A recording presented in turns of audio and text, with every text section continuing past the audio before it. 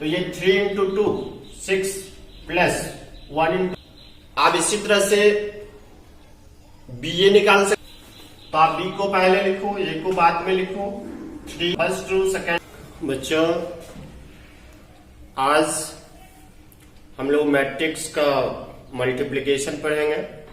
तो मल्टीप्लिकेशन का क्या कॉन्सेप्ट है उस चीज को आज देखें।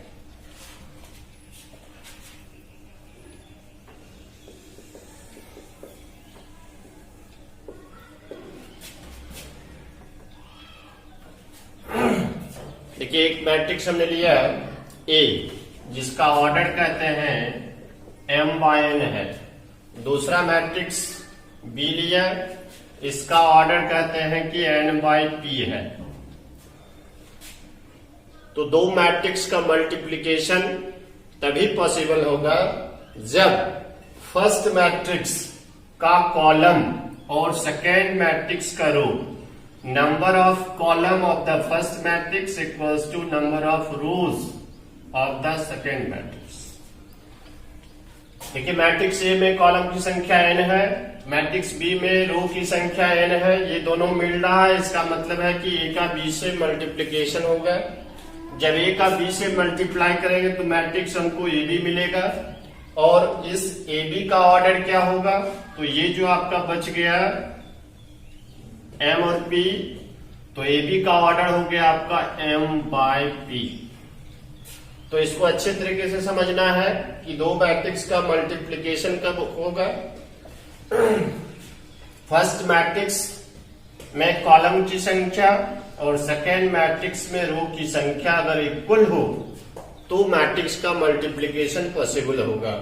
अगर ऐसा नहीं हो तो मैट्रिक्स का मल्टीप्लिकेशन पॉसिबल नहीं होगा, यानी कहोगे कि मैट्रिक्स का मल्टीप्लिकेशन एग्जिस्ट नहीं होगा, प्राप्त नहीं होगा। और जब अगर मल्टीप्लाई होगा तो जो रिजल्टिंग मैट्रिक्स मिलेगा उसका ऑर्डर क्या होगा, तो आप यहां अच्छे से देख लो। अगर ये दोनों मिल रहा है तो इसका मतलब है कि ए बी का जो ऑर्डर है वो m बाय p होगा। जैसे देखिए एक एग्जाम्पल हम लेते हैं कि एक मैट्रिक्स ले लिया 2 3 4 5, बी एक मैट्रिक्स ले लिया 1 2 3 4 5 6। आपको अगर पूछा जाए कि क्या मैट्रिक्स ए और बी का मल्टीप्लिकेशन होगा कि नहीं होगा, आपको देखना है कि मैट्रिक्स ए में कॉलम कितने हैं 1 2, और मैट्रिक्स बी में रो कितने हैं 1 2। तो ए में कॉलम की संख्या और बी में रो की संख्या दोनों इक्वल है, इसलिए इसका मल्टीप्लिकेशन होगा। अगर मल्टीप्लिकेशन होगा तो फिर ए बी का ऑर्डर क्या होगा, तो देखिए यहां ए का ऑर्डर क्या है 2 बाय 2, बी का ऑर्डर क्या है 2 बाय 3। देखिए ये 2 दोनों में मिल रहा है, इसका मतलब है कि ए बी का जो ऑर्डर होगा वह 2 बाय 3 होगा। ए बी का ऑर्डर 2 बाय 3, तो इसका मल्टीप्लिकेशन होगा। इसी में अगर आपको हम कहें क्या बी ए एग्जिस्ट होगा, तो देखिए क्या बी में कॉलम कितना है 1 2 3, और ए में देखिए रो कितना है 1 2।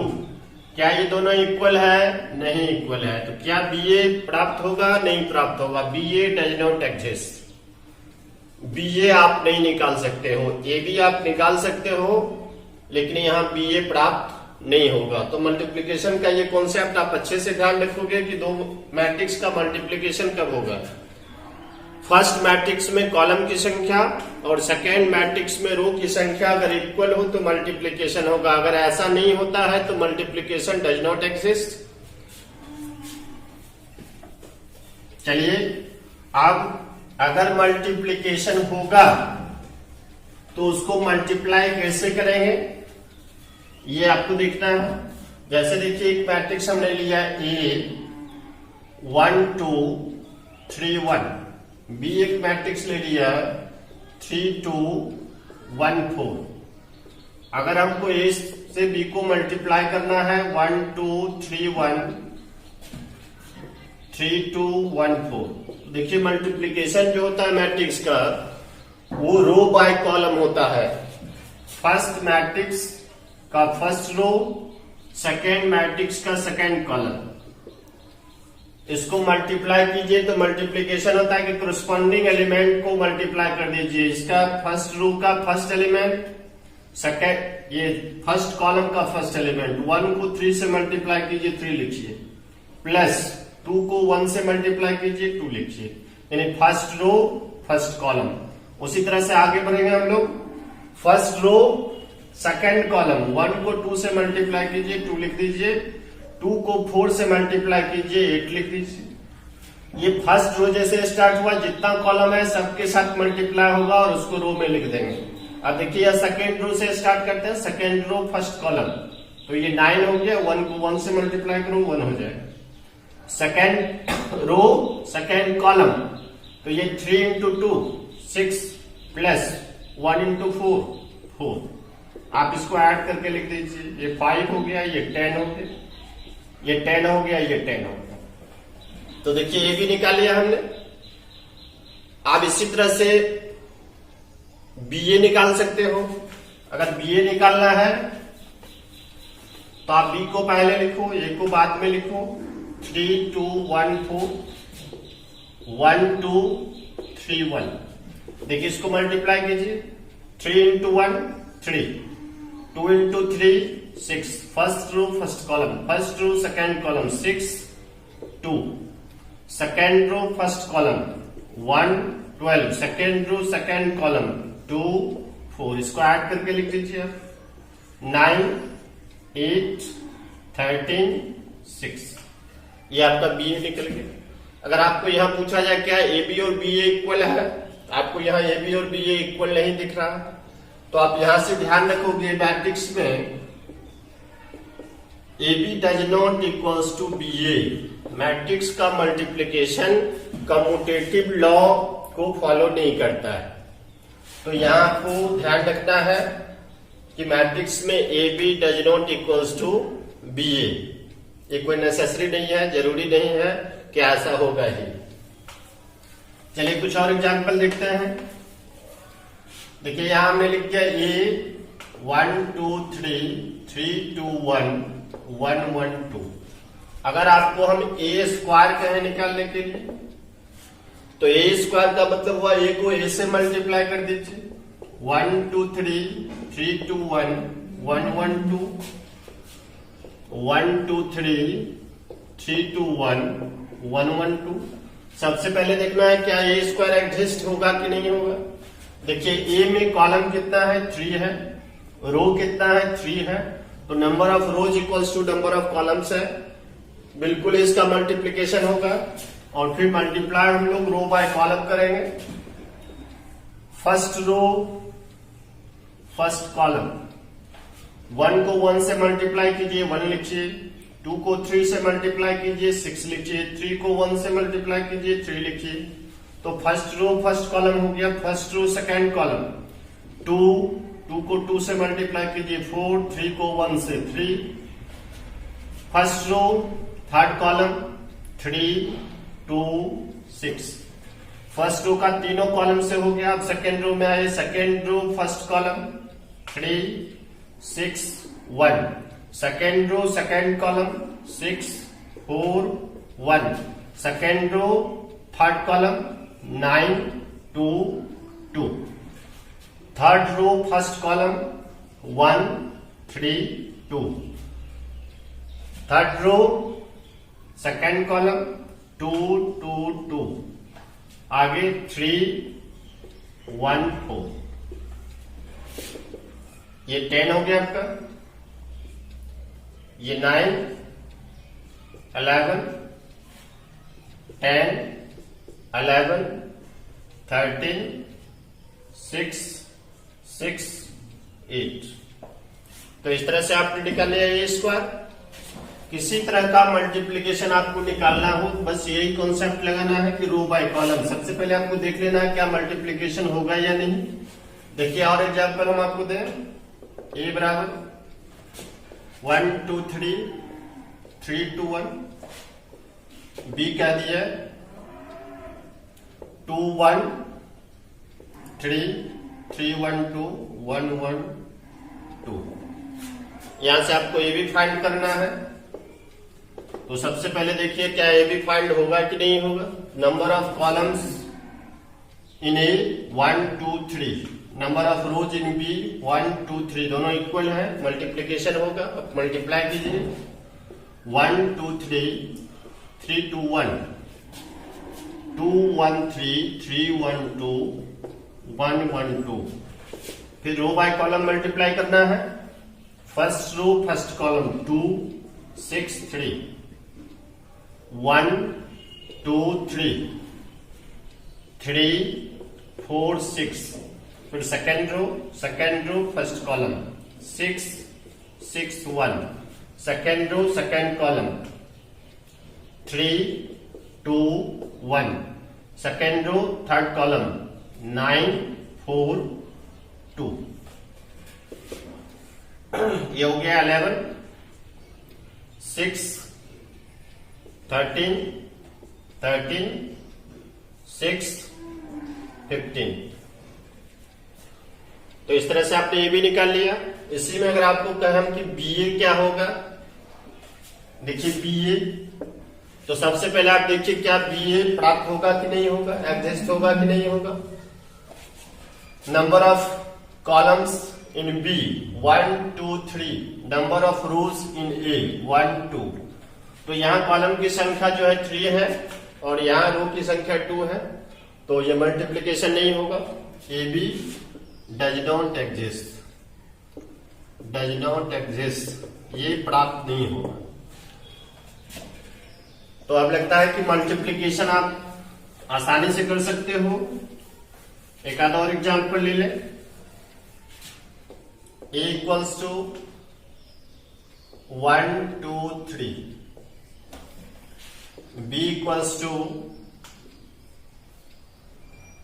1 2 3 2 1 3। आपको निकालना है ए बी। तो सबसे पहले आपको देखना है कि ए बी प्राप्त होगा कि नहीं, एग्जिस्ट करेगा कि नहीं। देखिए यहां number of columns in A 1 2 3, number of rows in B 1 2 3। तो number of columns of A equals to number of rows in B. तो ए बी जो है सो एग्जिस्ट करेगा, प्राप्त होगा। आप मल्टीप्लाई करो 1 2 3 1 2 3 2 1 3। बस जो मल्टीप्लीकेशन का रूल है अप्लाई कीजिए। First row first column 1 6 3 2 4 9, first row first column first row second column, बस ऐड करके लिख दीजिए। ये हो गया आपका 10, ये हो गया आपका 15। इसी में अगर आपको कहे कि बीए निकालिए, बीए, तो क्या सबसे पहले देखिए क्या बीए प्राप्त होगा कि नहीं होगा। बी में कॉलम की संख्या 1 2, ए में रो की संख्या 1, ये दोनों इक्वल नहीं है इसलिए इसका मल्टीप्लीकेशन नहीं होगा। तो फिर बीए जो है वो डज नॉट एग्जिस्ट, बीए प्राप्त नहीं होगा। तो अब लगता है कि मल्टीप्लीकेशन आपको करने के लिए आ जाना चाहिए। जैसे देखिए एक और मैट्रिक्स हमने लिख दिया 2, एक मैट्रिक्स लिख दिया 5। आपको कहते हैं ए बी क्या होगा। सबसे पहले देखिए क्या ए बी निकलेगा कि नहीं निकलेगा। Number of columns in A 1, number of rows in B 1, दोनों इक्वल है, बिल्कुल ही मल्टीप्लीकेशन होगा। 2 ये 5, फर्स्ट रो फर्स्ट कॉलम, और ये क्या हो गया 10। अब इसी में अगर आपको बीए निकालना है तो 5 2, ये भी हो जाएगा 10। यहां पे आप देख रहे हो कि A B equals to B A. आप कहोगे कि सर मैट्रिक्स में ए बी बी ए तो इक्वल होता नहीं है। ऐसा नहीं कहा कि ए बी बी ए जो है इक्वल नहीं, ये नेसेसरी नहीं है कि मैट्रिक्स में ए बी जो है कुछ खास कंडीशन होगा तो उसमें इक्वल हो सकता है। नेसेसरी नहीं है कि दोनों इक्वल होगा ही फॉर ऑल। आप जैसा देखिए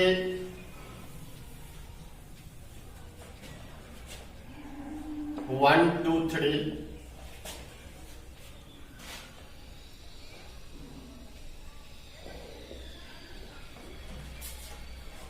बस इसको मल्टीप्लाई करने के लिए कहते हैं। अगर इसको ए कर दें, इसको बी कर दें, ये दिख नहीं रहा होगा, देखिए 1 2 3 बी ले ले 4 5 6, ए बी निकालना है तो 1 2 3 4 5 6 मल्टीप्लाई करो। फर्स्ट रो फर्स्ट कॉलम ये 4, first row second column 5, first row third column, second row ये 10, ये 12, ये 12, 15 और ये 18, तो इसका मल्टीप्लीकेशन ये हो गया। अब इसी में अगर आपको बीए निकालने के लिए कहें, बीए 4 5 6 1 2 3, तो इसमें कॉलम कितना है 1 2 3 और इसमें रो कितना है 1 2 3। Number of row equals to number of columns, multiply हो जाएगा, मल्टीप्लाई करो फर्स्ट रो फर्स्ट कॉलम 4 10 18, बस मल्टीप्लाई करके लिख दीजिए 28 और ये 32 हो गया।